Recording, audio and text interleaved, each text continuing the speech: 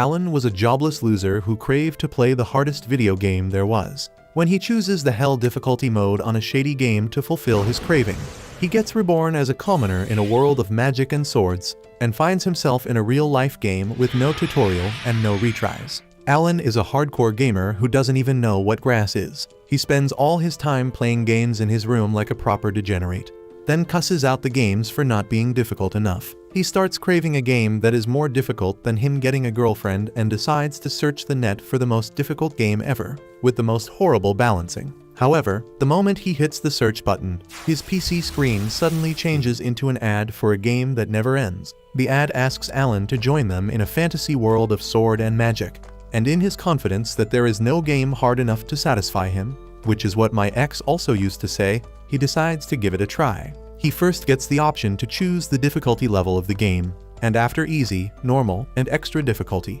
he sees the option of hell difficulty mode. Alan confidently picks the hell mode, which comes with a warning that he will face so much despair that he will not even have the time or energy to regret his choice. Alan shrugs it off, telling the game that he has heard this too many times, and locks in his choice. The game tells him that he needs 100 times more XP to level up in hell mode compared to normal mode, and then presents a list of character classes he can choose from.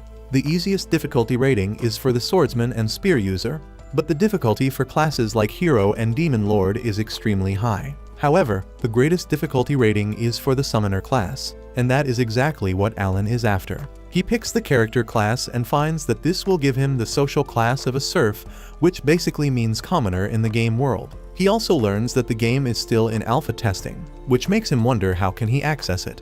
But he is happy to become a game tester, so he accepts the terms and conditions. The moment he clicks the button, a bright light flashes from his monitor and Alan vanishes from Earth without a trace. The very next moment, he feels that he is in a dark and lukewarm ocean, and he starts enjoying the relaxing feeling. However, he immediately realizes that he should not be in any place that is dark and lukewarm, and things get even worse when he starts feeling things getting tight around him.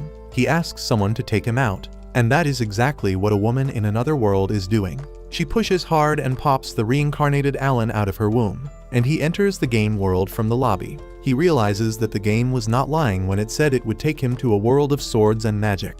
But he still finds it hard to believe that all the Ice Guy anime he made fun of show real things. Alan can't say that out loud though, and he only keeps crying as his father holds him. And the game system welcomes him, saying that if he can overcome all the difficulties in his path, he will discover the principle of the world. 1 year passes since then and Alan completely owns the role of a baby despite being a 35-year-old jobless gamer inside. He can't speak yet, but he retains the memories and intellectual capacity of his past life, and he is really grateful for that. He has learned that his parents are serfs, and they live in a nameless village where they pay taxes to the local lord to do farming and stuff. His father in this world is Rodden, a hard-working family guy, and his mother is Therjum, a sweet woman in her late teens. Alan sees how romantic his parents are, and he knows that he will have some siblings soon. After having dinner one night, his mother puts him to bed and returns to finish her meal.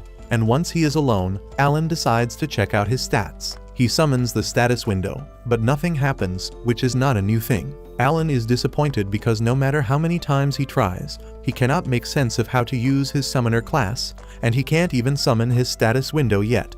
Well, today is his lucky day, and when he half-heartedly summons the status window again, a book appears in front of him. He freaks out and screams loudly, causing his parents to come rushing to his room. So he immediately makes the book disappear before they can see it, and then pretends to be talking in sleep. Once they go away, he summons the book again that has his stats and details about his skills. He finds that he is a level 1 summoner with 2 skills called Summon and Create, that can level up the more he uses them.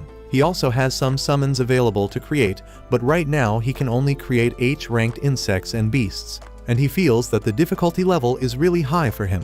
Suddenly, a random page in the middle of the book glows and opens. Alan is surprised when he finds a letter from Elmia, the god who created this world, apologizing for the delay in sending his grimoire that works as his status window. Elmia writes that since Alan chose a character class that is still under testing, they had to do a lot of paperwork to get his grimoire ready quickly.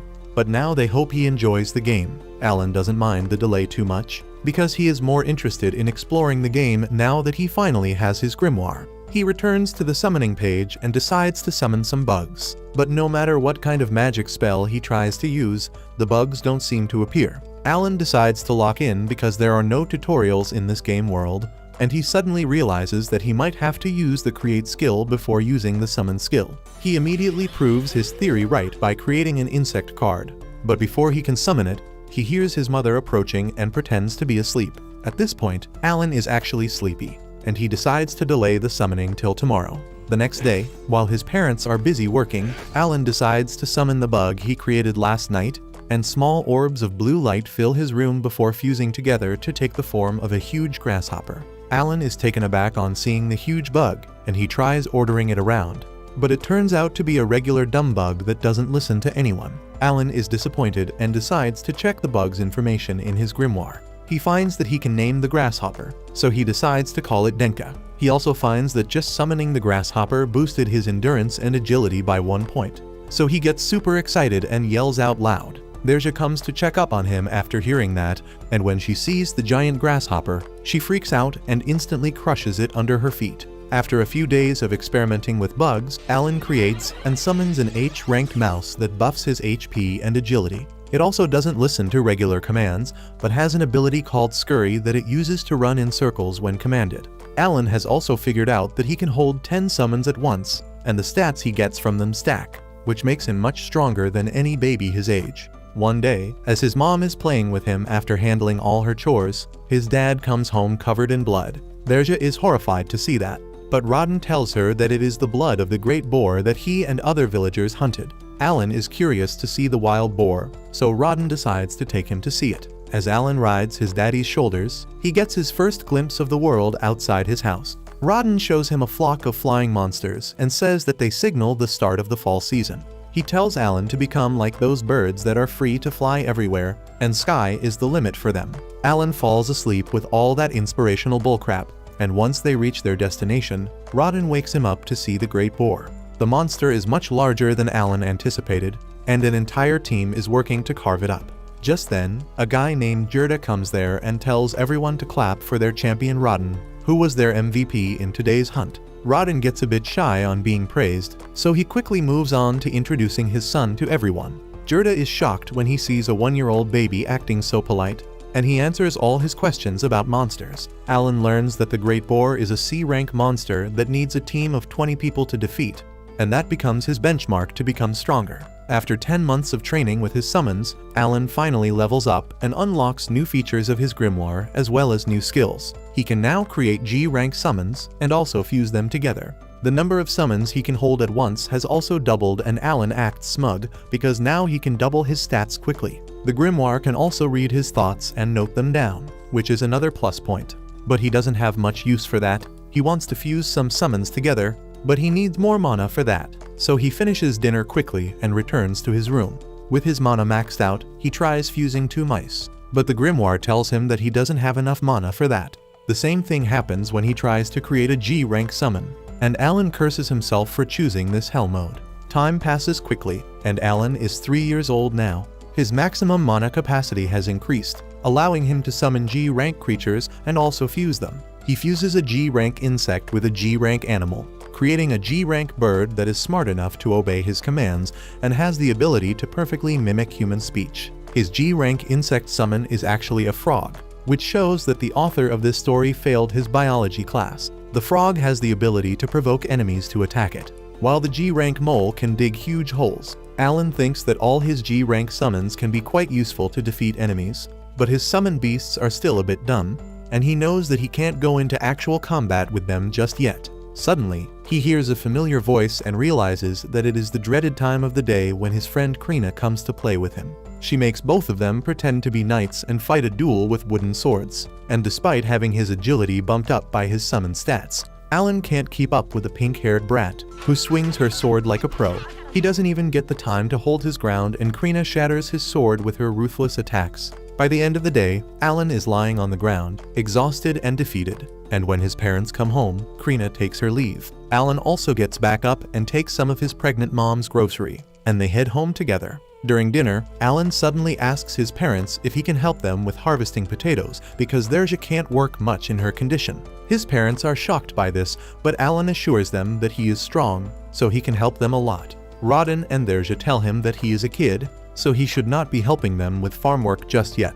They tell him that he will have to do it one day eventually. Until then, he should enjoy his childhood playing with Krina. Alan realizes the reasons behind his parents' concern quickly. Since they are stuck in the serf class forever, they think he will become a farmer like them on growing up, and they wouldn't want their 3-year-old son to do such a hard job. He decides to respect their wishes. But then Derja remarks that she has recently noticed him throwing rocks at the tree in their backyard. She wants to know why he is doing that. And Alan declares that he is training to protect his mother from the dangerous monsters that lurk in the forest. Rodin gets immensely proud on hearing that and lifts Alan up, who feels guilty about lying because he was just trying to see if he could learn other skills. Derja tells Alan to protect Krina along with her too, and he thinks that Tomboy isn't in danger. She is the danger. Rodin says that since both kids have fun playing knights, he is hoping that they do really well in their appraisal ceremony. Alan is curious about that, so his parents tell him that the appraisal ceremony is held at the age of 5 to find if children have any remarkable talent. And with the right talent, they might even be able to get out of the serf life. Soon after that, winter arrives, and now Alan can summon an insect for a whole day. He is proud of his growth, but then Krina comes to play with him, and he gets distracted. He gets his ass whooped. But that is a daily occurrence now, so no one is bothered with that. However, the grasshopper that he left out in the open gives Derja a jump scare, causing her to go into labor immediately. Rodin asks Krina to fetch her mom, and then gives moral support to his wife while Alan heats some water. He wishes that he had played some childbirth simulation games in his previous life because he has no idea what to do. But luckily, Krina arrives with her parents Matilda and Gerda just then. Matilda immediately takes charge of the situation and kicks the men out of the house. After a long night of labor, the men wake up to the sounds of a crying baby, and they run inside to find that Alan has a baby brother now. Derja asks Rodin to name him, and he names the boy Mash. Everyone is happy about that. But then Derja realizes that her husband named the boy after a monster. He gets nervous about that, but Derja starts laughing, easing the tense atmosphere. Alan feels strange at this and thinks that in his previous life, he was a jobless, bitchless loser, and in this life, he wants to clear this game and become the strongest player in this world. He is enjoying the family aspect as well and somehow hopes to uplift his entire family out of serfdom. A couple years later, Rodin takes Alan to the nearby village with him, and the young Alan is curious about the appraisal ceremony where they are headed to. Rodin tells him that the appraisal ceremony is a special event in which everyone participates, from the lowest ranked serfs to the highest ranked nobles as soon as they turn 5 years old. If someone has a good talent, they can rise above their social class. But there is a huge competition for that. Alan is curious about the last statement, so Rodin tells him that since they don't have internet, people do other fun activities to relieve boredom. And since they haven't invented birth control yet, those fun activities lead to a lot of babies.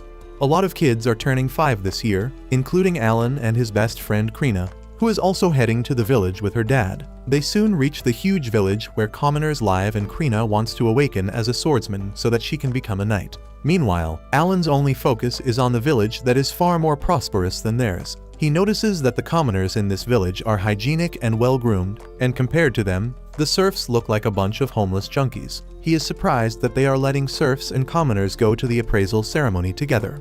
But he can clearly see that nobody in this village likes the serfs. Soon, they reach the church, where the priests welcome the kids and their parents, saying that the gods give equal opportunity to kids when they come to this world. They begin talking about the legendary heroes of their country that were born as serfs. And now Alan finally realizes how the social classes and character classes of this game are tied. With that, the priests take everyone inside and stop in front of the altar. Alan notices the statue of the god of creation, Elmia, who sent a letter to him the other day. The priests then call the chief of the village forward with his son to start the appraisal ceremony. They tell the boy to place his hand on the crystal ball, and his stats will be displayed on the black rock behind them. The bowl-cut blonde goes ahead and nervously puts his hand in front of the crystal ball, and the black rock displays all his stats just like Alan sees in his grimoire. Bowl-cut boy has below average stats on everything except intelligence and luck, and he has the talent to be a merchant. Daddy Bowl-cut is overjoyed to learn that his boy has a talent, and Alan can't understand what the fuss is about. His grimoire pops up to tell him that not everyone has a talent, and he realizes that having a talent at all is a great achievement. He feels lucky that no one else can see his grimoire, and compliments the devs for this feature. Soon after that, other children start getting appraised. One unfortunate boy has no talent, but his dad still hugs him. Unlike my dad who disowned me when I failed a test. The next boy after him has the talent to be an axe user, and he is the first kid of the day to get an A on his stats. All the kids get appraised after that, and at the end, only Krina and Alan are left. The priests go with the policy of ladies first and call Krina ahead. She excitedly runs to the crystal ball, and as soon as she places her hand in front of it, it emits a blinding light. Her stats get displayed on the stone monument, and the priests are left flabbergasted because Krina has the talent to be a sword lord with S rank attack power. Her dad is delighted at the idea that his daughter is going to pull his family out of serfdom for good, and Alan thinks that now it makes sense why she is so incredibly strong. Finally, it is his turn to get appraised, and the crystal ball glows very softly once before shutting down and then exploding into a light even brighter than Krina's. Alan is excited, thinking that his parents will know how awesome he is now. But his dad turns to the priests because he can't read. The priests sadly tell him that his son has no talent, and Alan calls that AI. He runs to the stone monument and finds that all his stats are E-ranked and his talent is just a CAPTCHA code or something like that. Alan starts cussing the devs for making spelling errors in something so important. But then he feels his dad's gentle hands on his shoulders, telling him that they should return home. His parents accept the fact that their son is talentless, and they tell him that it is not a big deal because they will always be proud of him. Alan feels happy to be born in such a loving family, even though they are too broke. Later that night, he begins thinking that his stats must be capped at E rank because he chose the hell difficulty mode. While others would lose hope at this, Alan only gets pumped up, because he always wanted to play a game that would make him cry with its difficulty levels. However, he is still not over the text glitch in his talent column and decides to write bad reviews for the devs. The next day, Alan heads to Krina's house with his parents and notices his dad looking irritated for no reason. Even at the party thrown by Krina's parents, he keeps sulking and pouting, and Gerda seems to be irritated by him as well. They start being passive-aggressive with each other, and Rodden tells Gerda to stop acting immature and celebrate his daughter's massive talent. Gerda lashes back at him, asking how dare he say that after declaring that he is going to snap the ties between their families. Everyone else is shocked by this, and Rodden begins explaining that Krina has extraordinary talent that can make her a noble one day. He tells Gerda that he should stop socializing with poor serfs and make connections with the high society instead, and Alan realizes that his dad is trying to do his friend a favor that he never asked for. The two men start fighting about Rodden's selfish, selfless decision, and Alan gets worried that the fight will become too serious. He asks Krina to ask them to stop, and she pulls out her wooden sword instead. Luckily, she doesn't need to use it as their mothers take charge of the situation and stop the two dudes from fighting. Alan asks Matilda if Rodden and Gerda always fight like this, and she says that they used to be like the old Goku and Vegeta, but they have calmed down after becoming fathers. Matilda and Nerja tell him that all four of them are childhood friends from the same village, and when they heard a new village was being formed, they volunteered to populate it. They came here together and decided to start their new lives near each other, and even built their houses at the same time. Talking about the past helps Rodden and Gerda forget their fight, and they decide to enjoy some nice alcohol instead. The next day, as Gerda is working with the villagers, someone comes to tell him that the knights have come to see Krina. He immediately rushes home and finds that a lot of people have gathered together in the commoner village, including the axe user boy. He gets mad at Alan for no reason and says that talentless losers should not be here. Krina stands up for Alan, declaring that he is here because he is really strong. The boy refuses to believe her and starts pointing fingers. Krina almost bites his finger off, but her dad pulls her back before she can create a ruckus. Just then, the village chief tells everyone to behave because the knights are here. Everyone makes way for the knights, led by Daddy Zenoff, who is a sword master. Krina is really excited to meet real knights, and before talking to her, Zenoff summons the village chief. After some small talk, Daddy Bowl Cut calls Krina and Gerda, who run to see the knights. Alan recalls how they started playing as knights 3 years ago, and now Krina might be taken away to become a real knight. He already starts feeling the bittersweet nostalgia of saying goodbye to his only friend, but things suddenly take a turn for worse as Gerda objects to something that the knight captain said. He says that Krina is only 5 years old and has never touched a real sword before, so she wouldn't stand a chance to pass the test he is suggesting. However, Daddy Xenoph says that since the girl is a sword lord, it is natural for her to win the fight. He even accuses Gerda of lying about his daughter being a sword lord to trick the nobles, and as Gerda tries to explain that it is not the case, the knight captain orders his deputy to start the preparations. Gerda pleads him to stop, but Xenoph says that lying about the tests of appraisal is a crime punishable by death, and they need to verify that Krina actually has the talent to be a sword lord. That is why they are going to organize a fencing duel, shocking everyone who hears that news. Gerda begs for mercy, saying that his daughter is not ready for a real duel yet, but Xenoph declares that if she can't prove her talent through the duel,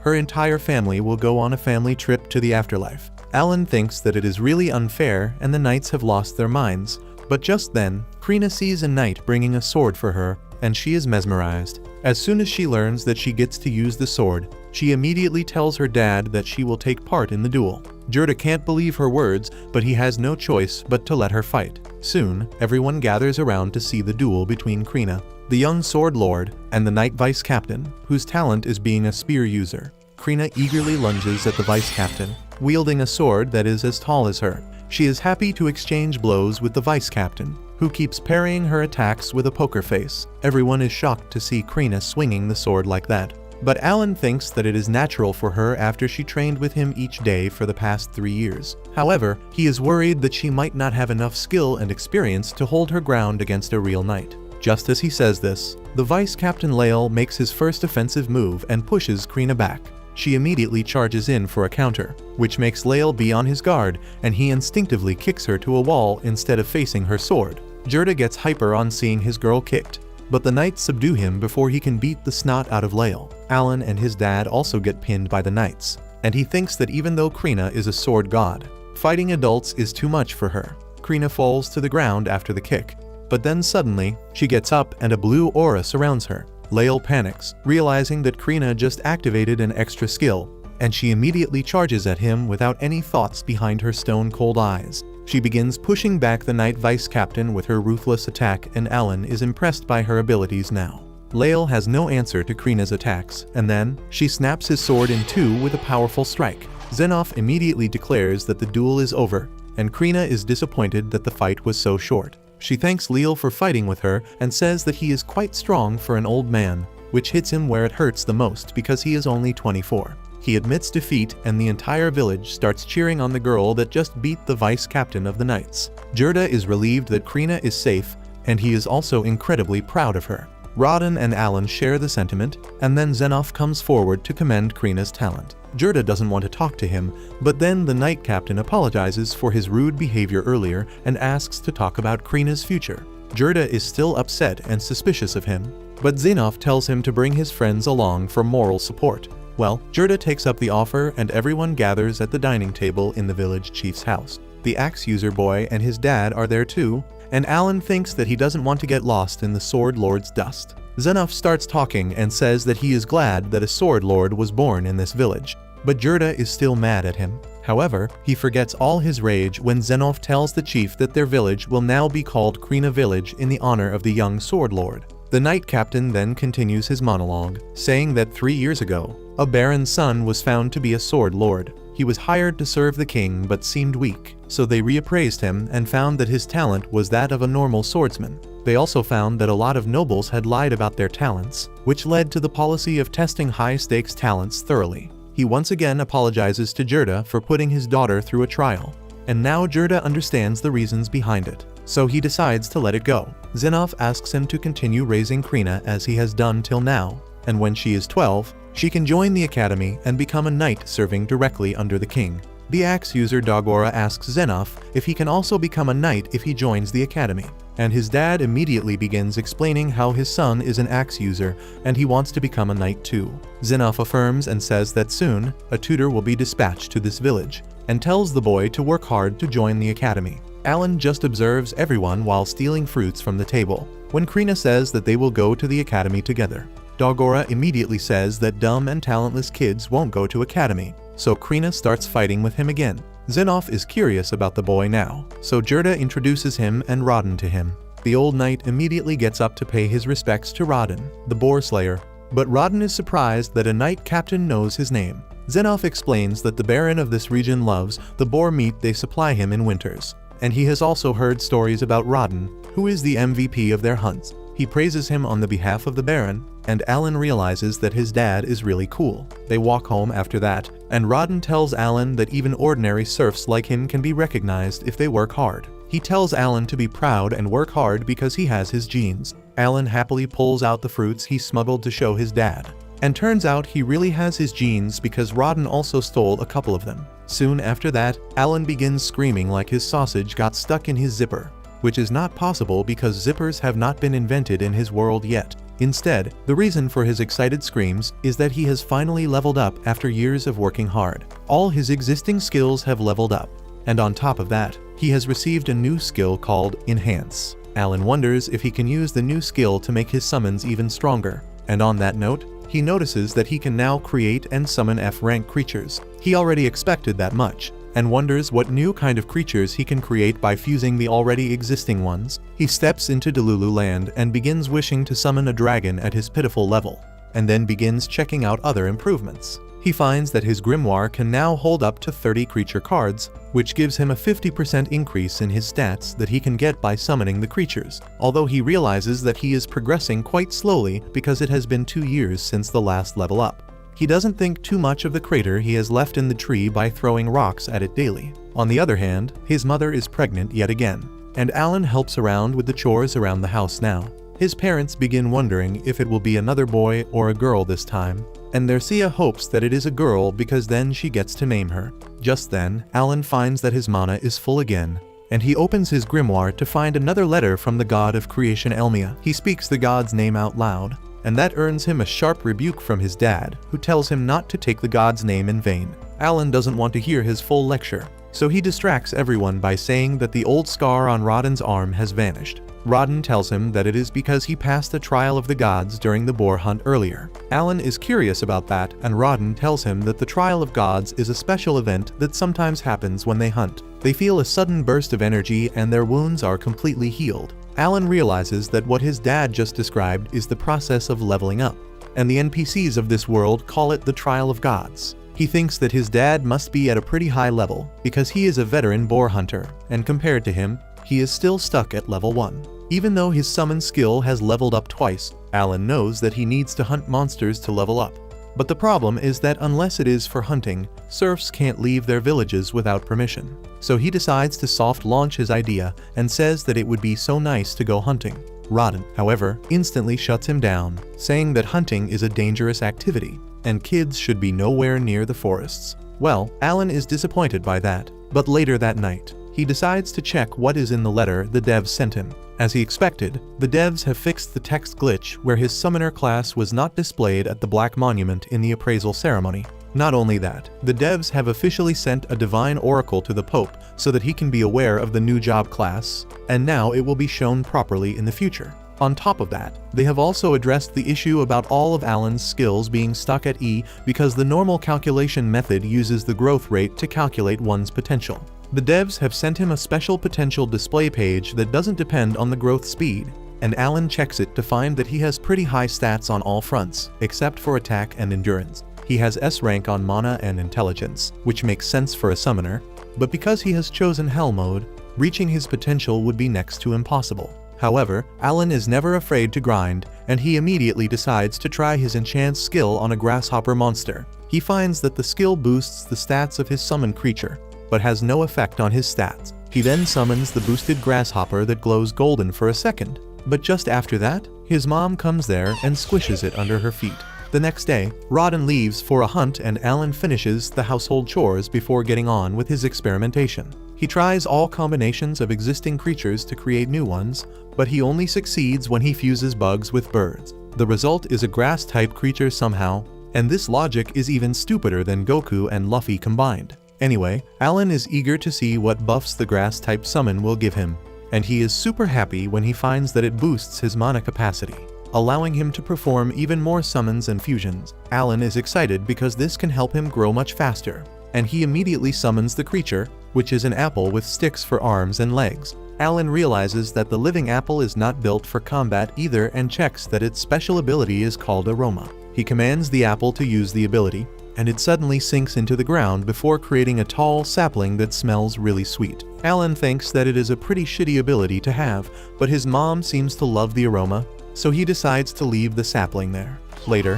Krina comes over to practice with Alan again, and even though he gets his ass kicked like usual, she notices that he has become a little better. Alan knows the reason behind this is his sword mastery skill that has reached level 3 after practicing with Krina daily, and on top of that, he now has more stats from his summoned creatures. After she leaves, Alan begins throwing rocks at the tree in his backyard, and he feels burnt out mentally because he has not leveled up even once yet. He also has to look after his younger brother Mash and help with the chores since his mom is busy creating more workers for the village.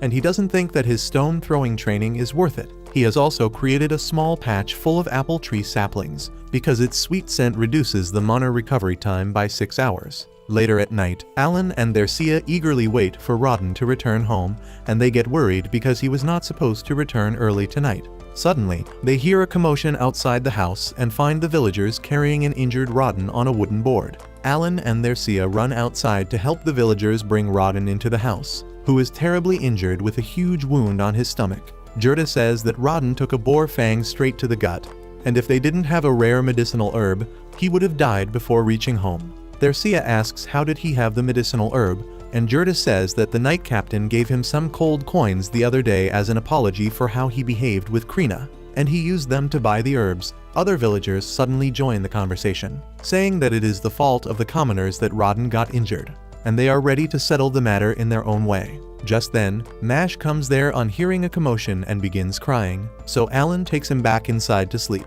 Gerda also tells the villagers to get some rest and not start any fights, while he stays behind to watch over his best friend. Alan approaches him and meekly asks if a commoner is really to blame for his dad's injury, and Gerda affirms. He says that a few days ago, the village chief asked them to let commoners join the boar hunts, because boar meat is really precious, and even though most of it goes to the baron, the remaining meat is split between the hunters. The commoners can only get it by trading essential items for meat, and they never volunteer in the boar hunts because they are a bunch of wimps who know they can't handle a giant monster. However, this time was different because after they heard Knight Captain Zenoff praising Rodden as a hero, they thought that the commoners would be safe with him around. Gerda says that neither he nor Rodden were in favor of letting the commoners join the hunts, but they could not refuse an order from the chief. To make things worse, a lot of commoners didn't take practice seriously because they didn't want to take lessons from serfs who are a lower social class than them. Then, on the day of the hunt, they gave the commoners the job to keep the boar distracted while everyone attacked. But they didn't have the balls to do even that, and they ended up dropping their weapons and running. One of them was a clumsy idiot who fell on the ground, and Rodden took a boar tusk to his gut in the process of defending him. They managed to defeat the great boar somehow, and even saved Rodden's life with the medicinal herb. Gerda tells Alan and Nerja that he will bring over Rodden's share of the meat the next day, and asks them to stay strong. The next morning, Alan wakes up and finds his mother caring for his dad. He tells her that he will take over the job from her, but she tells him that she is fine. Just then, Rodden wakes up with a jerk, still thinking that he is in the middle of the hunt. His family is relieved to see that he has returned to his senses, and while they have an emotional moment, Alan realizes that he has not been using his time right till now. He was only focused on growing stronger, but there was no goal behind it. He now understands that this world is not a game for the people that live in it, including his family. The people living in this world are real, and his family is as real as them. Alan decides that he needs to put his power to good use to keep his family safe, especially because his dad won't be able to move for some time now. Just then, Gerda arrives there with Rodden's share from the hunt, and he is glad to see him up again. Gerda tells Rodden not to worry about anything and just focus on getting better, because the rest of the villagers will cover for his family this winter. Suddenly, Alan speaks up, asking his dad's permission to take up his jobs to help his family. He starts working the same day, starting by drawing water from a well, and then carrying heavy buckets that even an adult would struggle with. Everyone is shocked to see how Alan seems to be built different. But he has just decided to pull out all the brakes. He has maxed out his physical strength through his summons because that will let him help his family the most. And he is not worried about the attention it will get him, because they already have Krina to distract the outside world. After delivering water to his house, he goes to the fields to learn how to harvest potatoes from Gerda. Gerda tells him to use both his hands to uproot the potatoes, but Alan starts flexing by pulling out an entire bunch with just one hand. He claims that he gets this strength from his daddy and works hard in the field, harvesting all the potatoes in one day. Later, he stares at the harvested potatoes, thinking how unfair it is that the Baron gets to claim over half the potatoes the serfs cultivate. Just then, he hears some guests coming to their house, and it turns out to be the village chief as well as the idiot who was the cause behind Rodden's injury. The chief has brought some fruits as a gift, and the man apologizes for messing things up that led to Rodden getting hurt. While Rodden reacts benevolently and tells the man to be more careful if he wants to continue hunting, Derja is not really willing to forgive the idiot so easily.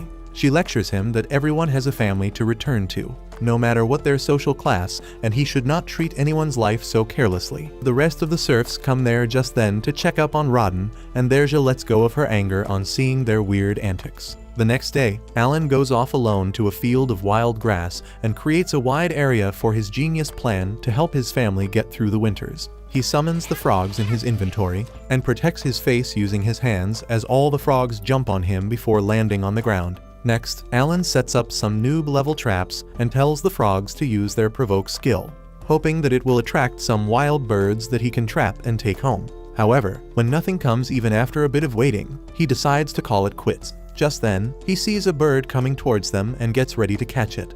But then he realizes that it is not an ordinary bird, but the B-rank monster called Alba Heron. The monster destroys the traps without even thinking, and then defeats the frogs one by one. Alan realizes that he is no match for a B-rank monster and starts fleeing.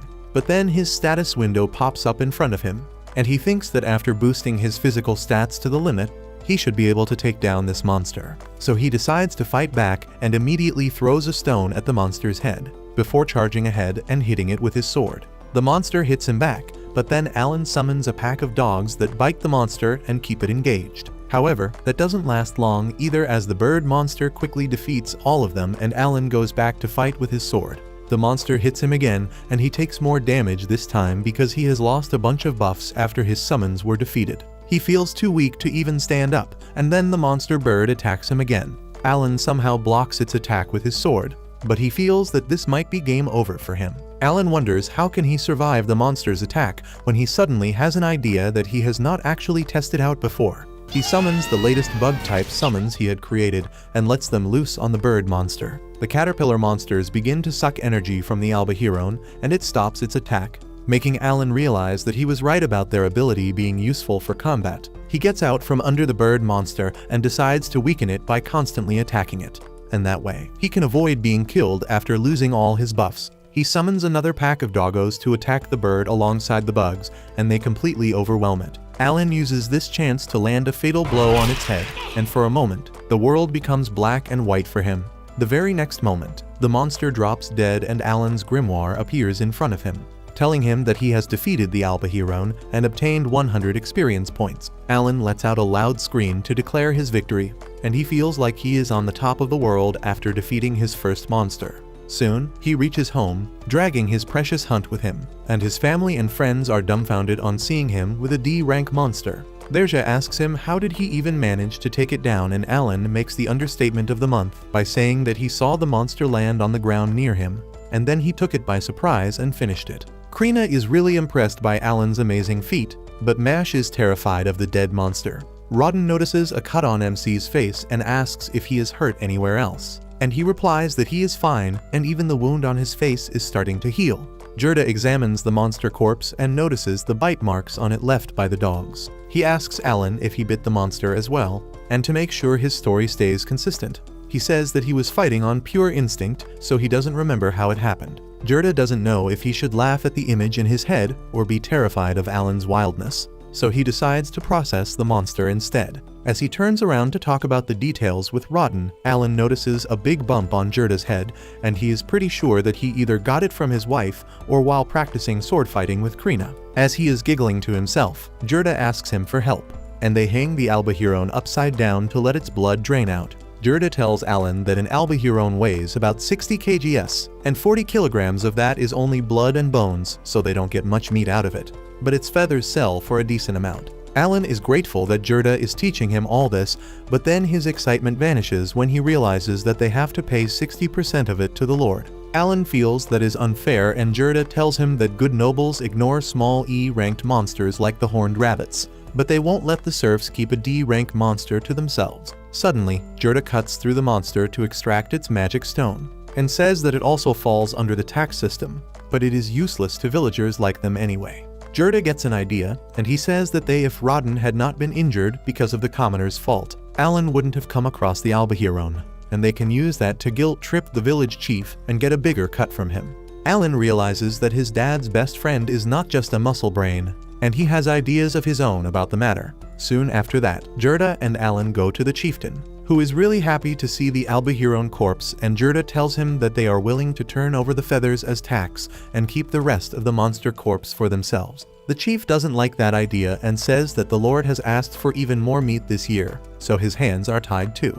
Gerda says that they will give him the magic stone as well, and the chief is still not satisfied. That is Gerda's clue to guilt-trip him, and he begins saying that if their village's hero Rodden was not injured, they wouldn't be in such a tricky situation. He says that Rodden's family is going to starve over the winter with him in bed, and Alan starts acting like he is going to faint because of hunger. Luckily, the village chief is easy to manipulate, and he agrees to the deal. Alan thanks him, and then asks if they can also keep the meat of the Albahirons they hunt in the future. He knows that is going to be tricky, and Gerda loudly tells him not to be too excited because he won't get lucky enough to hunt another D-rank monster anytime soon. The chief believes that and laughs it off, saying that if they are lucky enough to hunt an Albahiron, they can keep its meat. Alan and Gerda are happy that their plan was a complete success, and soon after that, Alan sets up another trap to hunt down an Albahiron. The trap works out as a charm like the last time, and this time, two monsters come swooping down to attack the frogs. Alan is wiser after the first battle, and he immediately recalls the frogs to not lose any stats. He then sends the bugs to suck the monster's energy and then hits them in the head with a stone to disturb their balance. After that, he sends his dogs to bite them, and then finishes them off with a blow to their head with his wooden sword. After he defeats the two monsters, he recalls his summons, and he is proud of himself because after hunting a bunch of monsters, this is the first time he has not lost any summons. Suddenly, his grimoire pops up and tells him that he has finally got 1,000 experience points and reached level 2. Alan is overjoyed on hearing this, and he immediately checks his stats to find that his health and mana are fully restored, and all his stats have improved by a lot too. He hugs his grimoire because it has been 6 years since he came to this world, and he has finally leveled up.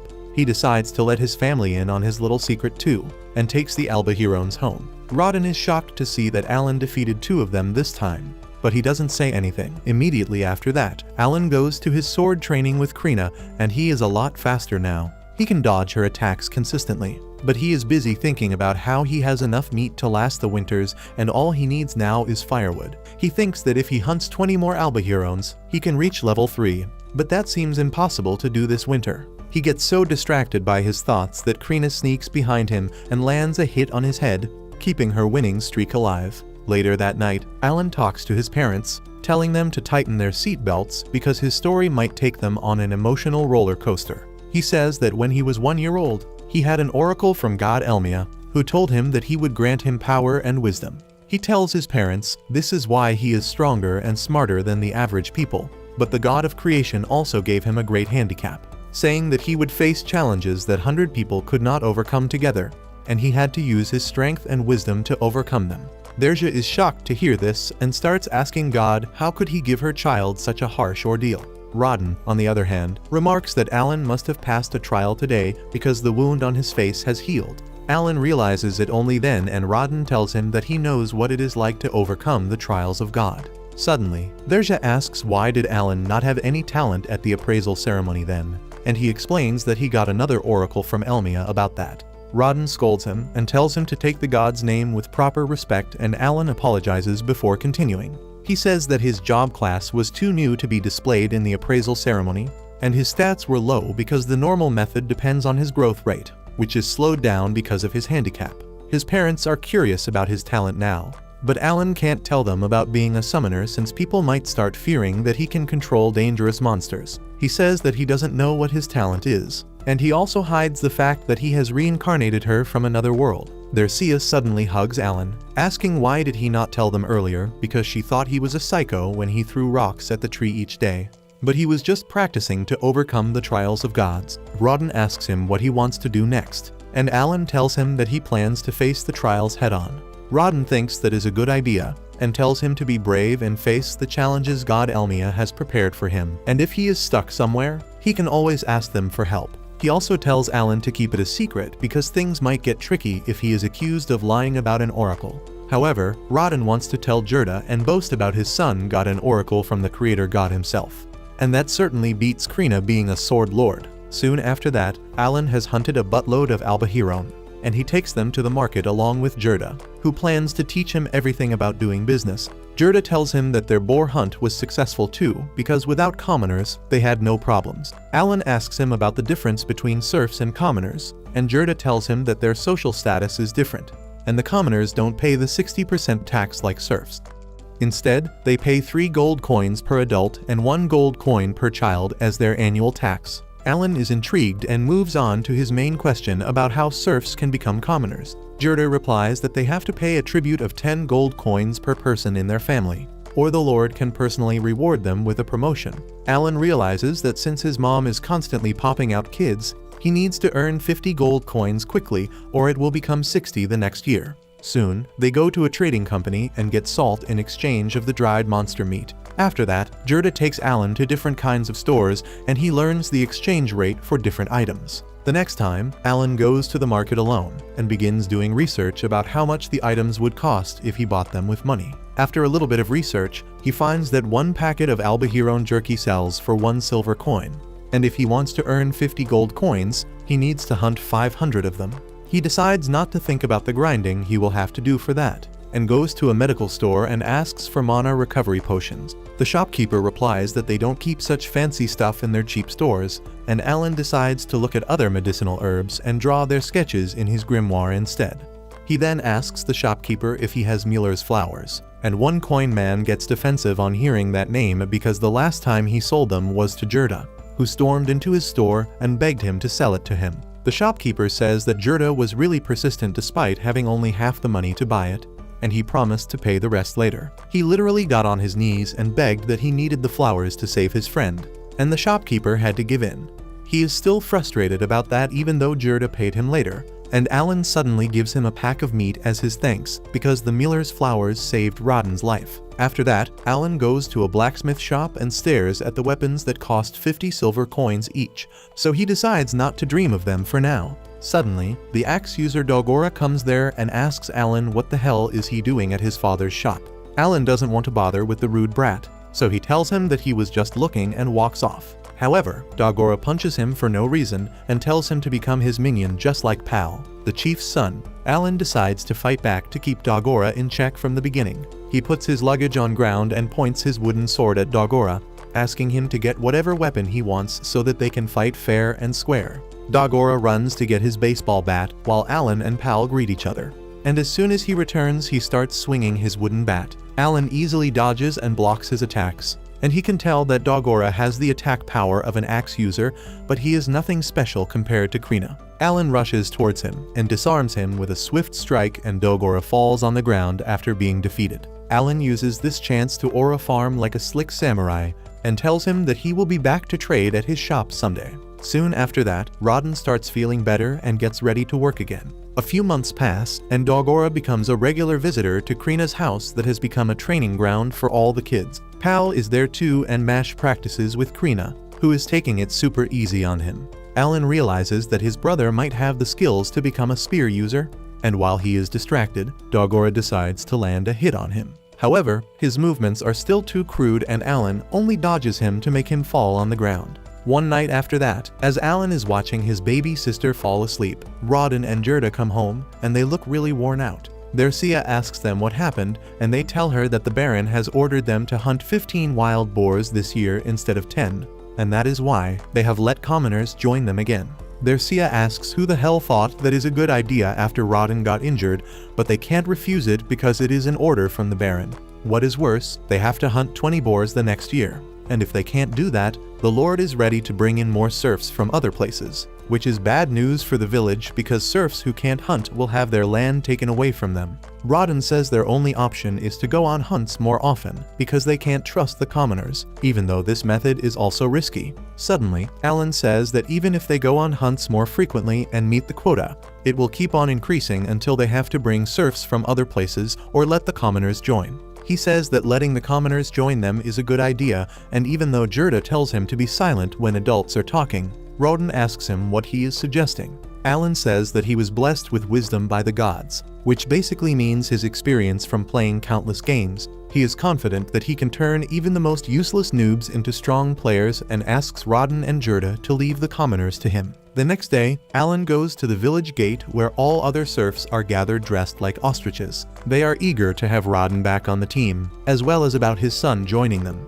Rawdon tells them that they are going to adopt the hunting strategy that Alan came up with. But he is not old enough to actually join hunting, so he will be watching them from the sideline. While Alan politely greets the hunters and accepts his role as an observer, he really wishes to join the team and get some experience points by defeating the great boars. However, he could not convince Rawdon to let him join the hunt, and in the end, he could barely manage to come along. Alan thinks that joining the hunt is not the most important thing right now, and his focus should be on training the commoners properly so that no one is injured like his dad. Just then, the commoner who was the cause of Rawdon's injury last year comes there and apologizes once again. He asks Rawdon not to cover for his pathetic ass if he fumbles this time, but Rawdon asks him to focus on doing his job and trust the team with the rest. With that, Gerda leads the entire group outside the village, and Alan takes a moment to witness the scenery around him because this is his first time leaving the village. He thinks that it is just the beginning, and he will soon spend a lot of time here to level up.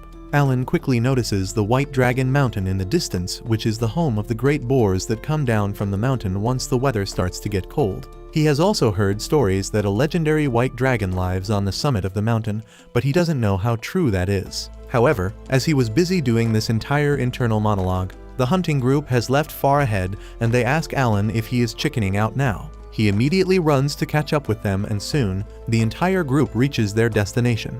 Rawdon tells everyone to take their positions just as they have planned earlier. Soon, two of the serfs attract a great boar towards them, and they alert everyone who is hiding nearby to get ready. Alan is terrified on seeing the giant monster, but the serfs are ready to face it head on. They stand their guard and, on Gerda's command, stab the boar's mouth with their spears, causing it to stop charging because of the pain. That is the cue for Rawdon and the rest of the team to attack the boar from the sides, letting fountains of blood erupt from its body. Alan watches everything from the sidelines and realizes that the strategy his dad and other serfs used to fight the boars is quite raw, and they couldn't trust the commoners to play a role in it. He plans to do things differently, and as he realizes that the boar is near its death, he tells the commoners to rush ahead and attack it. The commoners follow his command and join the serfs because they only need to land one hit to get their share of experience and level up.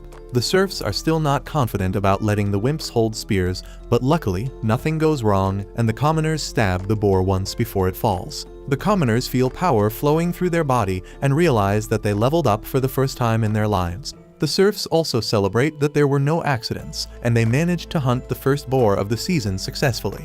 Alan is happy that his strategy worked out, but he is still pissed that he got no experience for being the team's strategist. Just then, the commoners approach him and thank him for helping them level up without putting anyone's life in danger. Alan doesn't really feel happy on receiving their gratitude because he would much rather have some of their experience points instead. A couple days later, Alan helps some villagers to draw water from the well, and they ask if he is going to join the hunt again. He affirms, saying that he will stay in the sidelines as usual, and then asks the villagers to convince Rawdon to let him join the hunt as well. Everyone is scared of Rawdon and tells Alan that they will get kicked in the balls if they suggest this to him. The village butcher is also there, and he tells Alan that he would gladly exchange places with him to experience the thrill of the hunt.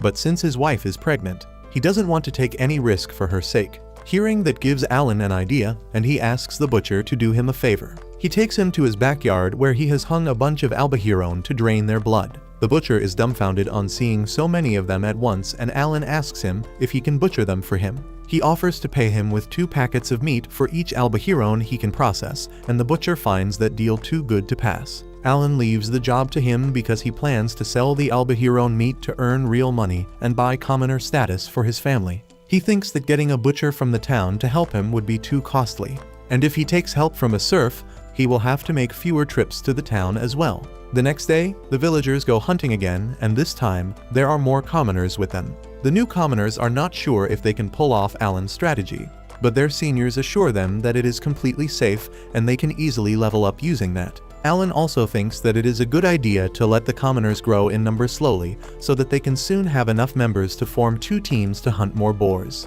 However, that makes him suspicious of the Lord's increasing demand for boar meat, because it doesn't look like his domain is lacking in food. Alan's thought process is interrupted as the serfs bring the boar with them. Everyone follows the usual strategy of tanking the hit and then attacking the boar from the sides, and the commoners join in too. Within seconds, the boar bleeds to death and everyone rejoices on another success. The commoners feel the power from leveling up again, but they are not alone this time as Alan has also leveled up. He feels super happy that his plan worked out, even though he thought it was silly initially. Earlier, as the serfs pulled the wild boar behind them, Alan sneakily summoned his grasshopper right in front of the boar so that it could get squished. That technically counted as Alan landing a hit on the boar, and he got his share of experience when the monster died. He is happy that he can grind more easily and prays for the grasshopper that sacrificed his life for his glorious cause. A few months later, it is the New Year's Eve and Alan and Krina get invited to a party at the chief's house. They come home with candies and gifts and Alan thinks that it is the chief's way to thank them for meeting the quota of 15 boars. Once they reach home, they find that their families have already started the barbecue. As they enjoy the barbecue together, Gerda asks the kids if the chief said something about them, and Alan replies that he thanked them for meeting the quota. Gerda then notices the bottle of booze behind them, and as soon as Alan confirms that the chief gave it to him, both Rodden and Gerda get excited. Alan was counting on that, and he uses this chance to launch his master plan. He asks his brother Mash if he wants to practice spear fighting with him because he has the talent to be a spear user. Both the adults get confused by this and ask Alan to just hand over the bottle to them before heading out. But he refuses, saying that the chief gave the bottle to him since they didn't come to his party. Both of them tell him that he can't even drink yet, and Alan replies that he will let them have the bottle if they beat him in a game. Gerda immediately agrees even though Rodden warns him to be careful, and then Alan asks what will he get if he beats them instead. Rodden asks what he wants and Alan says that if he wins, he gets to wield a spear in all the boar hunts this coming year. Rodden gives Gerda a look that says that they have been played, but they can't go back on their word now. They agree to Alan's conditions and ask what kind of game they are going to play. He replies that they are going to play arm wrestling, and the men think that they have it in the bag. Gerda goes up first, telling Alan that he won't hold back against him because there is booze on the line.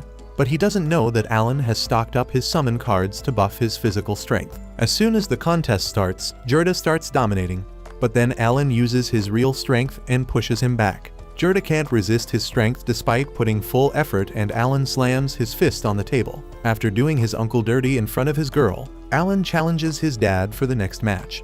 As they hold hands, Alan gets emotional on feeling his dad's hands that are rough and calloused because he works so hard for his family. Rodden also feels sentimental that his kid has gotten strong enough to compete with him now, and Alan wants to show him that he is a full-fledged adult now. However, as the contest begins, he is unable to even move Rodden's hand, who easily defeats him. Alan realizes that he couldn't win against his dad, who must have attack stats over 300. He feels proud on seeing how strong his dad is, and hands over the bottle of booze to him. As Rodden and Gerda start drinking, Alan calculates that their strength should be around C and D rank respectively. That gives him a benchmark about how strong normal people in this world are, and he decides to work hard to reach their level. Meanwhile, the ladies tell Alan not to be too upset by his defeat when he is clearly not even bothered by it. Rodden tells him that he is already stronger than Gerda, but he still won't join the hunts until he can beat him. Alan agrees to his condition and thinks that if he can level up his summon skill once more before the winter arrives, he can probably beat Rodden and join the hunt. A few months after that, Alan's summon skill reaches level 4, and he unlocks E-rank creatures along with a new creature type. He has to fuse already existing creatures to make them, but this time he has enough mana to experiment freely. As Alan is checking out the improvements in his stats, he notices a new skill called Storage, and as he activates it, he finds a square black hole in the middle of his grimoire. He immediately tests it out by putting sticks and stones inside of it. and finds that he can store an unlimited amount of stuff inside the storage box as long as it fits the entrance. That confuses Alan because the storage skill definitely seems like an in-game skill, and a level 3 beginner like him should not have it. He wonders if the devs made a mistake by giving the storage skill to him when he doesn't have the need for it, but then convinces himself that the reason behind that will be soon revealed to him. Later that day, he decides to create E-rank insects, but he can't manage to do anything. He wonders if he doesn't have enough mana for that, but turns out he needs magic stones to create E-rank creatures. Luckily, Alan has some E-rank magic stones from horned rabbits stored with a cache he is hoarding, and he retrieves them to summon stronger bugs. However, that doesn't work either, and he decides to toss the magic stone inside the storage to experiment. That works perfectly, and he is able to create an E-rank butterfly that is quite bigger than he expected. Just then, his mother comes there and Alan somehow hides the oversized bug-type Pokemon behind his back until she leaves. Next, he summons an E-rank animal that turns out to be a saber-toothed tiger, and Alan pisses his pants on seeing that. However, the saber-tooth is really obedient and strong, and it also boosts his physical strength by 10 points. Next, Alan decides to fuse the creatures to create new types, but he discovers that he needs magic stones for that too. He realizes that he needs to hunt more horned rabbits and asks his dad about them. And Rodden tells him that horned rabbits won't come to the village anymore because they dug a trench all around the village last year. Alan is disappointed to hear this, but he soon finds an opportunity to learn more. As Krina turns a sparring session with Dogora into a spanking session, Alan asks Pell about magic stones because he is the most well-educated guy among them. Pell tells him about how magic stones harvested from monsters can be used to make magic tools, but only magic stones above D rank are actually useful. He says that E rank magic stones are so worthless that he can find them lying around, and he soon finds one in their training ground itself. This gives Alan new hope, and he goes around the village to collect all the magic stones he can find. After that, he goes to the grasslands and creates all the summons he can. As he wonders what their abilities are, a strong gust of wind causes the bird card to blow away, and his hawk comes out to warn him of danger. Just then, a baby boar attacks him and knocks him to the ground, but his grass-type summon heals him. The butterfly puts the boar in a trance while the saber-tooth finishes it off, and when a second boar attacks him, a boar-type creature comes out to defend against it. However, all that was Alan becoming Delulu and wasting our time because he thinks that is how a summoner is supposed to fight. He knows that there are no gameplay guides in this world, and he has to figure out everything himself. He feels that all creature classes have a particular role in combat, and he decides to base his strategy around them. Alan calls out all his creatures and thinks that insects apply debuffs to the enemy while beasts do damage. Birds gather and relay information. Grass types heal and stone type summons defend. He realizes that he can do the job of an entire party by himself, and that is why the summoner class has so high potential. He now understands that the storage skill was given to him so that he could safely carry thousands of magic stones with him at all times, and he swears to become the strongest person in the world. A few days later, the village chief invites Alan, Rodden, and Gerda to his mansion to talk about something important. While the adults chat with the chief, Alan stuffs himself with some spiky dragon fruit. The chief says that he called them here to inform them that next month, the Baron will be paying them a visit in person. Both Rodden and Gerda are astonished to hear that their lord is going to visit their humble village, but Alan doesn't think too highly of the idiot who demands them to hunt 20 great boars each winter. The chief explains that the Baron wants to see the boar hunts because he is quite curious about them, and Gerda is not happy that their life or death battles are just entertainment for a noble. Rodden has no problem with that, but he wants to know why the chief summoned Alan with them. The chief replies that the Baron misses Epstein Island, so Alan is going to attend to him and basically act as his guide through the village and the hunts. Rodden asks the chief to send his own son for that, but Fatty replies that his son Pell is quite timid and won't be able to satisfy the Baron.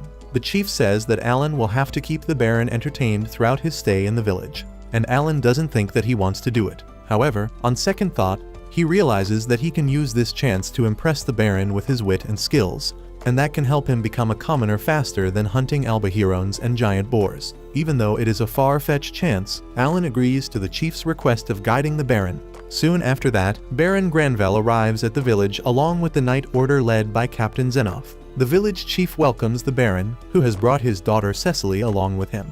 They visit the chief's house where Alan is working as a temporary servant.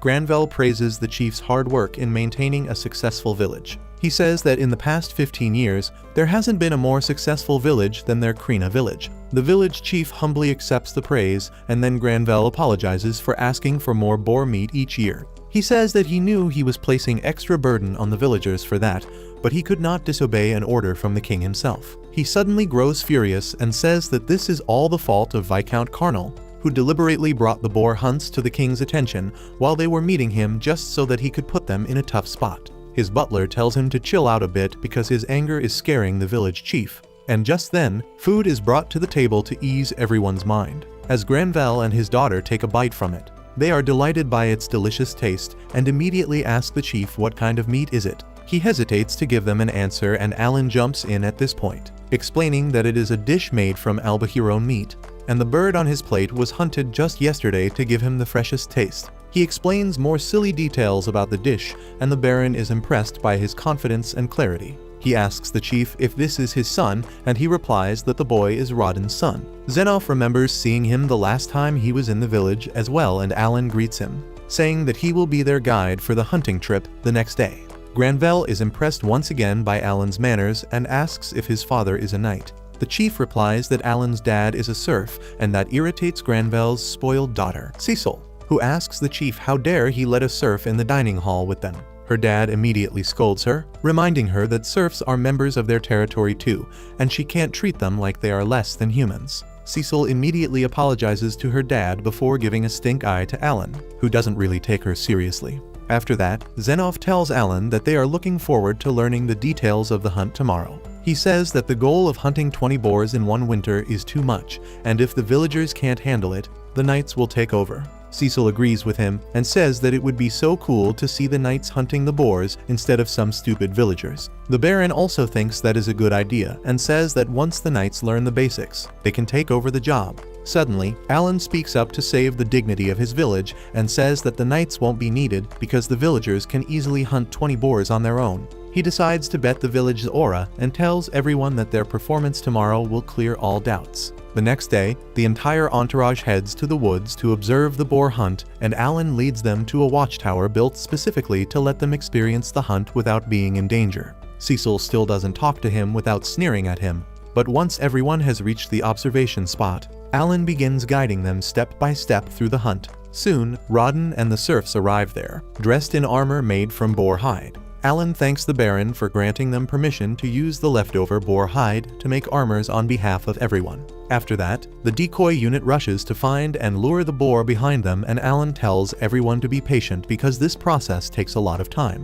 While they are waiting, Zenoff asks Alan about Krina, and he replies that she is doing great. Zenoff is glad to hear that and says that a tutor will be sent here after the spring to prepare her for the academy entrance exam. As Alan is giggling imagining Krina studying, the decoy team leads the boar to the hunting ground, and the tank team uses huge sturdy shields to trap them in. After that, the main attackers head towards the boar's head to stab it. And next, the newbies attack it from behind using long spears. Alan explains how the newbies attack only once or twice to get experience, and they are not usually given armor because the risk to them is minimal. Cecil begins to get nauseous on seeing the boar getting stabbed repeatedly, and as Rodden deals the finishing blow to its neck, she collapses. Both Zenoff and Granvelle are thoroughly impressed by the skills of the villagers and decide to leave the boar hunting to them entirely when suddenly, 2 more boars come rushing towards them. Zenoff immediately tells his vice captain to get the knights ready to assist the villagers, but Alan tells them that there is no need for that because the villagers are prepared for such incidents. On the ground, Rodden tells everyone to follow him and Gerda into 2 groups, and they use their same strategy to pin the boars and hunt them. Alan tells the Baron and Zenoff that every hunter worth their salt knows they should hunt all the prey they bait, because if they let any prey get away, they are a shitty hunter. However, he knows that it was not possible before this year, mainly because the villagers lacked good equipment. Most of the products from the hunt went into taxes, so they couldn't afford to upgrade their tools. However, they somehow saved enough to upgrade their spears a bit each year, and that gradual increase let them become a lot more efficient over the years. With last year's armor, they are now strong enough to form 2 teams and defeat 2 boars at the same time. And Alan is relieved that the gamble he took on his village's aura paid off. Granvelle says that with 3 boars hunted, that leaves only 17 more for this year, but Alan corrects him, saying that they already hunted 7 boars before he came here, so only 10 more are left. Granvelle is pleased to hear that and says that they don't need to dispatch knights to help the villagers. Alan replies that his father and others will be pleased to hear that, and after that, he says they have 2 requests to make of him. The first request is to have enough boar hide to make 2 more giant shields to hunt more boars, and the Lord gladly agrees to that. The second request, however, is a bit tricky, because Alan says they need items that are not usually available to serfs, especially liquor. Granvelle doesn't understand the need for that, and Alan explains that as they hunt more boars each year, the villagers will have a surplus of meat that will lose its value. That is why he wants the serfs to trade it for booze to prevent the economy from crashing. Granvelle asks why he is asking for liquor specifically, and Alan turns to Xenof, saying that as a warrior, he will understand. The knight captain remarks that nothing works better than alcohol to keep the morale of warriors high, and he tells the Baron the request makes sense. Granvelle agrees to both the requests and then praises Alan for the great job he did today. But Cecil is not happy that someone else is getting her daddy's attention. She curses Alan while heading back home, but almost falls from the horseback in doing that. Alan is glad to see her go away and thinks that he will never have to see her again. Well, he gets to meet her and Granvelle the very next day, because the Baron wants to reward the people who supply him with delicious meat each year. Alan gets excited, hoping that they get promoted to commoner status, and he gets exactly that.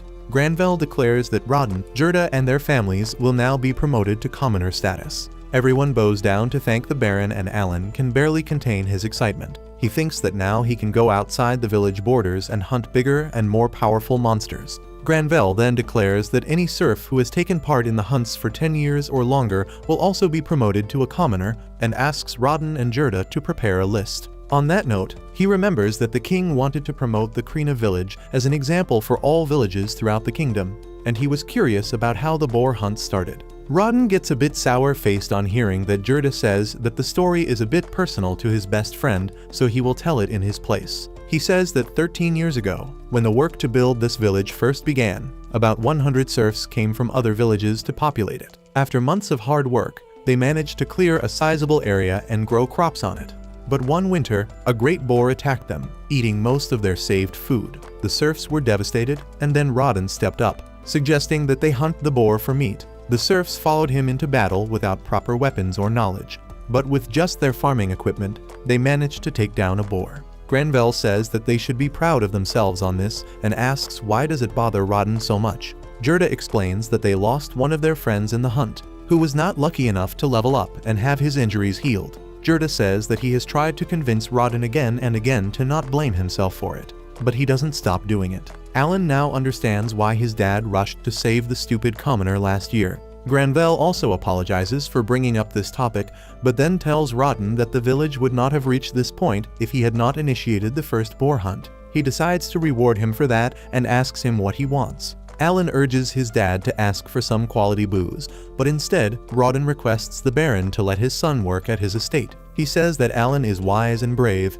and he can do any job an adult can do. Alan panics on hearing this because this way he won't be able to hunt monsters and level up. But Granvelle likes the idea. Even his butler agrees that Alan will be a great addition to their staff, and then Granvelle declares that he is too good to be just a regular hallboy, so he will be a manservant of his family instead. Alan doesn't even know what that post signifies, but Cecil is grossed out that a serf is going to live with them in their mansion. The butler confuses her racist brain by reminding her that Alan is now a commoner, but he is busy thinking of an excuse to get out of this situation. However, as he sees his father crying tears of joy on getting this opportunity for him, Alan accepts his fate. Soon, he gets ready to leave for the Baron's estate, and everyone gathers to bid him goodbye. Krina is really sad to go, and Alan decides to cheer her up with a final duel. She gladly agrees to that, but as the duel begins, Alan gets the upper hand. Everyone is surprised to see this, especially Krina, and the reason behind this is Alan stocking up on bird cards that boost his agility. He manages to overwhelm Krina and point the sword at her neck. She can't believe that she lost, but Alan tells her that it was a draw, and they can settle their fight when they meet in the future. After that, he says goodbye to his siblings as well as Gerda and Matilda. Dagora and Pell are also watching them from across the fence, and Pell kicks the axe user in the butt to send him over to say goodbye to Alan. Dagora has brought a small dagger for Alan as a farewell gift, but he still can't talk to him without an unnecessary attitude. After that, Rodden and their Sia walk Alan to the Baron's convoy, and with a sad but hopeful goodbye, He leaves the village for a future different than what he wanted. Soon after that, Alan reaches the Granville estate in the middle of the city, and he is dazzled by the wealth and luxury of the Baron's family. Not long after that, he gets his first job as well, which is to become a ladder for Cecily to stand on so that she can pluck fruits from the tree. She keeps telling him to move to the left and then to the right, and then curses him when they end up in the same spot. Alan is pissed at her and wishes that at least she had thick thighs, because then he would have gladly listened to her. Cecily says that she can't reach the fruits because he is a short king, and Alan tells her to stand on his shoulders instead of sitting to increase her range. Cecily realizes that is a good idea, but warns Alan that he will be immediately fired if he lets her fall. She gets on his shoulders and starts plucking the fruits, and Alan is almost on the edge of his patience as she succeeds. However, once she takes a bite from the fruit, she spits it out because it is bitter, and Alan says that according to his saying, fruits on high trees are not always sweet. Cecily asks if he knew that the fruit would taste bad, and Alan acts polite, telling her that he had no idea. Cecily just scoffs at him and then tells him to immediately go to the market and purchase a sweet fruit for her. Alan would rather do that than talking to a bitch like her when suddenly, a huge shadow covers the entire mansion. Alan looks up to see a gigantic airship above them, and he can't stop gasping at the magnificent sight. Cecily, however, calls him a country idiot because that is clearly a magic ship. Alan remembers how Pell once told him that magic stones could be used to power magic tools, and he wonders how they could be used to power something so big.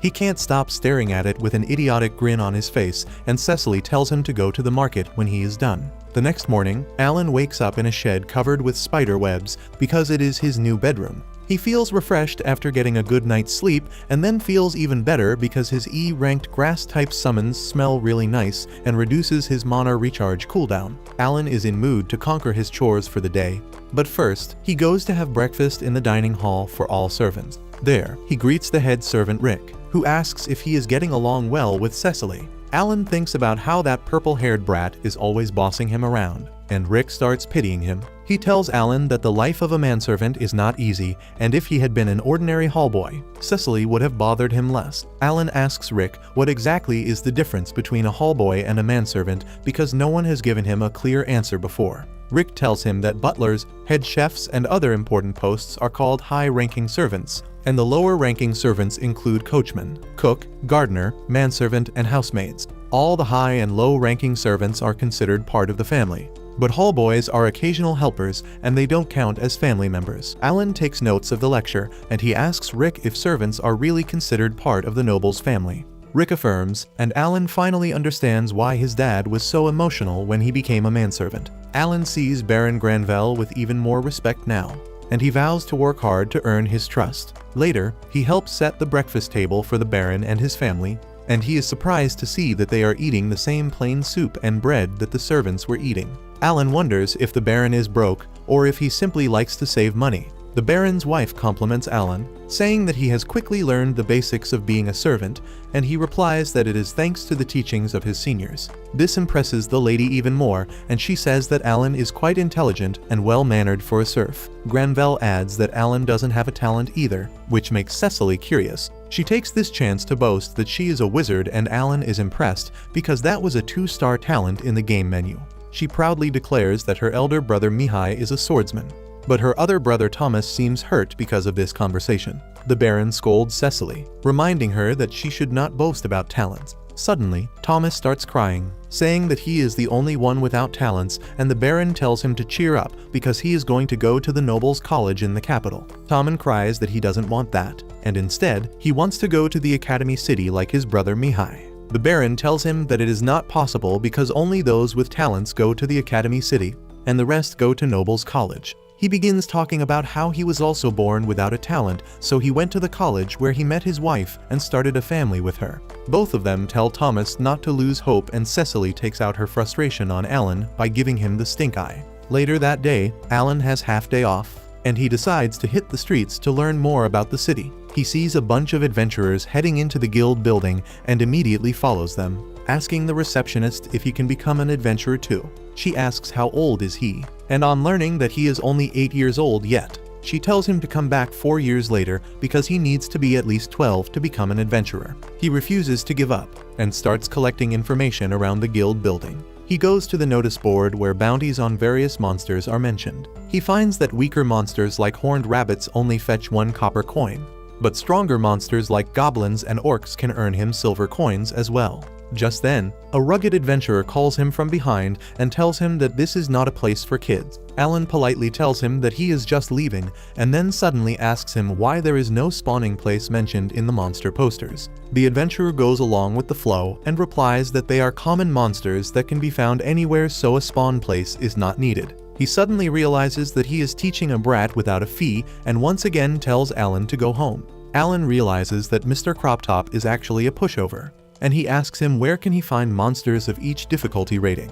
The adventurer says that higher ranked monsters are found far away from human settlement, with the most powerful monsters being found in the White Dragon Mountains. Alan takes advantage of the pushover and asks him about the monster with a bounty of 200 gold coins on it. The adventurer replies that it is too powerful and fast, so they should leave monsters like that to the knights. Alan then asks him about the white dragon that has a bounty of 1,000 gold coins on its head, and the pushover replies that the white dragon is the strongest monster in the region, so no one can defeat it. However, there are huge reserves of precious mithril in its mountain, so the bounty on its head has kept going up, but no one is willing to risk their lives. Alan figures out that if the reward on the white dragon keeps increasing, it means that the mithril in the mountain must be worth a lot. Just then, the party members of the pushover Raven come there and start discussing which pub they should visit today. Alan takes this chance to thank Raven and leaves the guild to focus on his other plans for the day. He runs to the city gate at full speed and the guard stops him, asking him for the permit to exit the city. Alan shows him the badge of Granville family and the guard apologizes for stopping him. He opens the gates for him and Alan rushes outside excitedly, hoping to slay a lot of monsters and get a ton of experience. The guard is worried and asks Alan to at least take someone to protect him from monsters, but he doesn't listen and soon goes out of reach. He decides not to go too far from the city or the monsters would be too tough for him, but he is confident that he can take down D-rank monsters easily. Once he reaches the forest, Alan first summons his E-rank hawk and tests how well it can obey his orders. He finds that the bird is smart enough to follow simple instructions, and he decides to use its abilities to search for monsters. He summons 5 more hawks and sends them to scout the area, and in the meantime, he summons a saber-toothed tiger. Alan tests its intelligence too and finds that the oversized cat is too dumb to follow orders and likes to roll on the ground instead. Soon after that, one of the hawks returns to him with good news and Alan follows it to hunt some monsters. The hawk takes him too far, but luckily, there is a whole pack of goblins waiting to be hunted there. They notice Alan before he can summon any creature and try to jump him, but Alan immediately summons 5 saber-tooths to guard him. The goblins hesitate to attack him and Alan doubles down by summoning 5 more saber-tooths behind them. He commands his Pokémons to attack, and they start overwhelming the goblins, but not without taking some damage themselves. Alan summons the butterfly that uses its special skill to give melatonin to the goblins so that they can sleep. Once they are easy targets, Alan tosses a rock at one goblin, but he finds that he is not strong enough to kill them with a ranged attack yet. He lets his saber-tooths finish the job and gets 1,000 experience for hunting 5 goblins. Alan feels like he hit the jackpot because goblins are easy to defeat and give a good amount of experience. He harvests their magic stones and then orders the hawks to find more goblin groups nearby. He keeps searching and defeating goblins one by one, and by nightfall, he has defeated 80 goblins and 5 horned rabbits on the side. Alan juggles magic stones as he celebrates leveling up twice in the same day, and he simply thinks that it is the best day of his life. He plans to hunt some more monsters and asks the hawks to find more prey for him, but they shake their heads in disappointment because they don't come with inbuilt night vision. Alan panics on hearing this because he was counting on the hawks to lead him back home, but he somehow manages to find his way on his own. Over the course of the month, Alan goes out to hunt monsters on each of his off days and reaches level 12. He also gets some custom-made iron balls to throw at monsters so that he can do more damage. He feels happy about his progress and thinks that it is time to become more ambitious and hunt even stronger monsters. With those thoughts in his head, he sneakily enters the mansion at night, but gets spooked when he sees the towering frame of the head butler, who was looking for him everywhere. The butler takes him to see Granville, who first praises Alan for becoming a great manservant within 1 month of starting the job. However, he is quite curious about how he spends his time off because he always leaves the mansion in the morning and returns late at night. Alan understands why the Baron would be curious and decides to give him an honest answer. He replies that he goes to the forest to hunt monsters, and the Baron is even more intrigued now. He asks the reason behind that, and Alan quickly takes his daddy's name, saying that he is the son of Rotten, the boar hunter, and hunting runs in his blood. That answer is enough to convince the Baron, and he tells Alan that no one can stop him from following in his father's footsteps. The butler then asks what he does with the horned rabbit meat he hunts, because if he sells it to butchers, it can cause a scandal. Alan can't reveal that he hunts more than just horned rabbits and throws everything away. But then the butler says that the Granville family will buy the horned rabbit meat from him at better price than any butcher in the city, and he couldn't be more happy about that. 6 months later, Alan is out on another hunting trip and wonders how many horned rabbits should he hunt today to earn some pocket money. Suddenly, his hawks return all at once, and they look really impatient about what they found. Alan follows them and finds that the hawks are leading him farther than usual. Soon, he comes across a team of adventurers fighting against goblins, and he recognizes them as the people he saw in the guild earlier.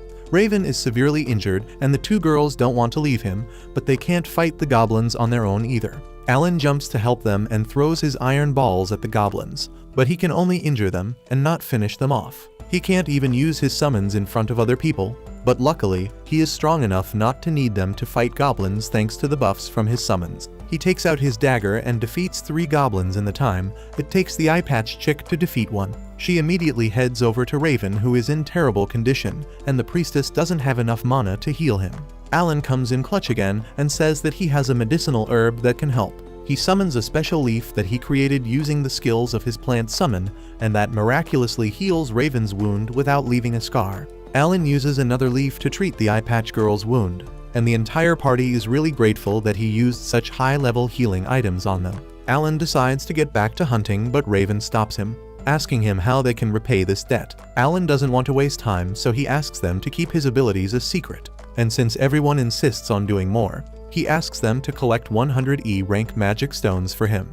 Raven and his party are happy to accept his request, and with that Alan goes on his way. After a few days, he concludes that the medicinal leaf he created is more effective than the herb used to treat his dad's wound, so he should use them carefully. He also realizes that he gets more experience from hunting goblins with his summons than hunting them solo. However, the thing that confuses him most is the behavior of the hawks. He summons a hawk and asks why did it ignore his orders to search only for goblins in a 5-kilometer range. The bird gets nervous on hearing this, but when Alan asks if it wanted to save the injured adventurer, it nods its head. Alan suddenly realizes that his summons are more than just tools to follow his orders, and they have feelings like any ordinary creature. But that's where this video ends. Remember to like and subscribe to the channel. Thanks for watching, and I'll see you next time.